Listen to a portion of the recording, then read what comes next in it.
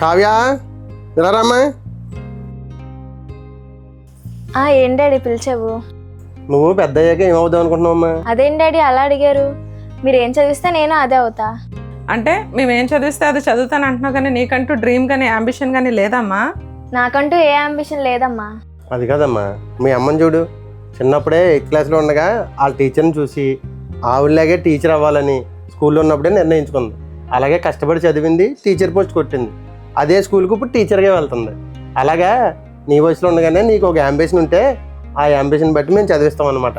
అలా నువ్వేమనుకుంటున్నావో మాకు చెప్తే నీ ఇష్ట ప్రకారం మీకు అండగా ఉంటాం. మాకు అవకాశం లేదమ్మా. ఏం చదువుతున్నావు అని అడిగిన వాళ్ళే లేరు.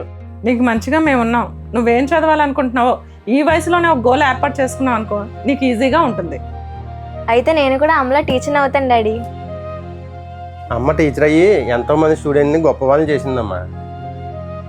ఏ ఉద్యోగం లేని తృప్తి పిల్లల్ని సరైన దారిలో పెట్టి టీచర్ ఉద్యోగంలోనే ఉంటుందమ్మా. ఆల్ ది బెస్ట్ తల్లి.